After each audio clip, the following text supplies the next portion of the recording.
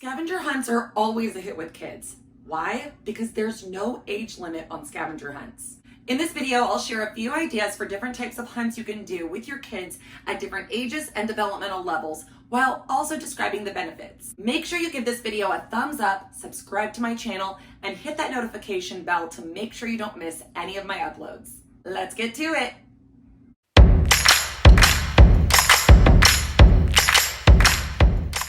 Before we get started, I want to talk to you about the benefits of scavenger hunts. The first benefit I can see is that scavenger hunts promote critical thinking and problem-solving skills. Think about everything your child has to do when they're presented with their list of items to find on their scavenger hunt. They have to think about what that item is, where they've seen it before, where they might find it, and what to do if they don't find it in the normal place where they were looking. The second benefit of scavenger hunts is that they promote both mental and physical stimulation. We already talked a little bit about the mental stimulation they're getting from the critical thinking and the problem-solving skills, but consider the physical stimulation your child is getting as well. Their heart's racing because they're excited about what they might find. They're getting up and moving around instead of lazing around the house. A definite benefit if you ask me. Another benefit to scavenger hunts is that they are very easy to customize and differentiate based on what your child is interested in. And finally, scavenger hunts emphasize collaboration and teamwork, which are skills they are going to need both in the classroom and in the workforce. Your kids can work together to solve problems on these scavenger hunts. They can high five and cheer each other on as they are looking for things. A huge benefit for everyone involved. Now let's move into some scavenger hunt ideas that I have for you based on your child's specific age. For toddlers, these are kids that are between the ages of 2 and 3, but they could also be younger depending on your child and how much you have done these types of activities in the past. You could do a color scavenger hunt where they look for something from every color of the rainbow, or they focus specifically on one color. You could do a shape scavenger hunt where your child is searching for items that are specific shapes or that are various different shapes. You could do a toy scavenger hunt where your child looks for and categorizes different types of toys. Dolls, stuffed animals, blocks, trains, cars. You could also take your scavenger hunt outside and do a nature hunt. Put things on your list that your child will most likely see when you go on a walk outside. Trees, leaves, snails, bugs, butterflies. Taking it a step further, your child could also look for specific animals on a walk. Do they see grasshoppers, squirrels, cats, dogs, chipmunks?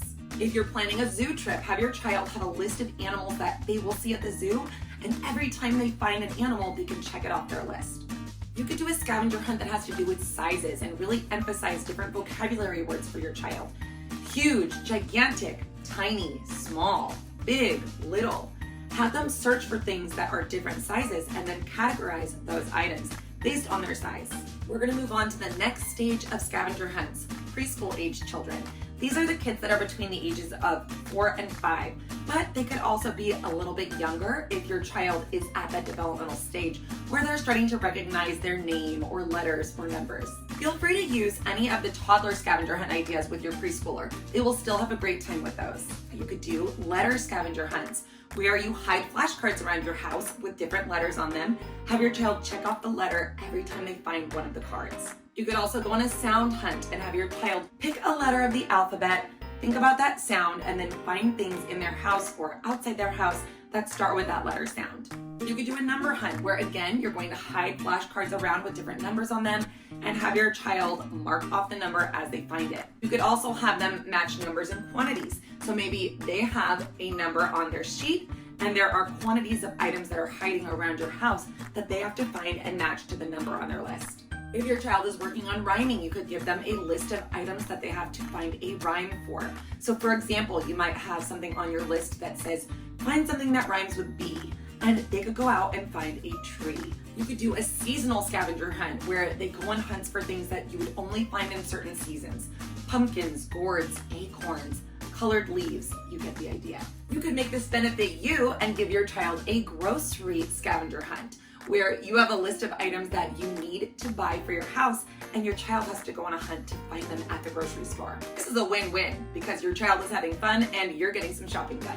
You could also set up a motion hunt. Look for things that roll, things that bend, things that stack, things that slide. You could have your child explain why they put certain things in certain categories once they were found. The last idea I have for kids in this age category is to go on a name hunt. Usually at this age, kids are starting to recognize the letters in their name, they're starting to read their name, but they don't always recognize their name in different fonts or in different styles. What you could do here is you could either hide the letters from your child's name all around the house and have them collect all the letters until they have spelled out their name. Or you could have your child's name printed on a bunch of different cards using different fonts and have them go around and find their name as many times as they can. Let's move on to our next section of scavenger hunts for school age kids, ages 5 and up. Yes, that means you adults. You'll probably enjoy these too. Again, I want to emphasize that you can always use the ideas from the toddler list and the preschool list and adapt them to work for you and your child. Something really fun for school age kids to do is scavenger hunts that involve riddles. So rather than telling them exactly what to look for, come up with riddles for things that they need to find.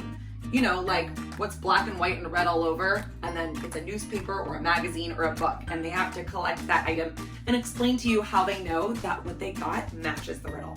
You could have them go on word hunts, so finding words that start with specific letters that you've hidden around the house, looking for sight words that are part of a sight word list that they have at school, or finding different types of words that you want them to know, like family members' names or friends' names, things like that.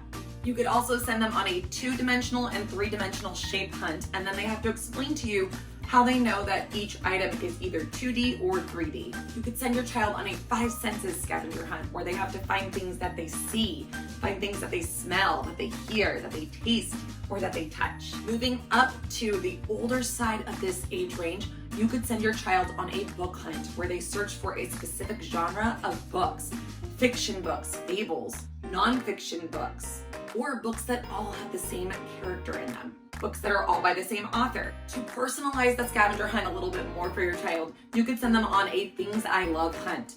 Tell them to find their favorite toy, something that's their favorite color, their favorite book, or their favorite author. To add a writing element to any of your scavenger hunts, you could have your child either draw the item that they find or write the word for the item that they find. So rather than just crossing off a picture or crossing off a word, they might actually have to do some writing and some thinking. The last suggestion I have for you is to send your child on a photo hunt rather than having them write down, cross off, or draw the items that they find on their scavenger hunt. They can use a camera or your phone to take pictures of the things that they find. This makes it very interactive and fun for them. So that's all I've got for you today. Please excuse the lullaby music in the background. Riley just turned it on for us, so she's trying to create a little bit of an ambiance. If you like this video, make sure you give it a thumbs up, subscribe to my channel, hit that notification bell, and share it with a friend who might find it helpful, useful, or interesting. You can always find me on social media, or you can email me directly at walkawayfromtheworkbook@gmail.com. Until next time, have fun learning with your little ones. Bye!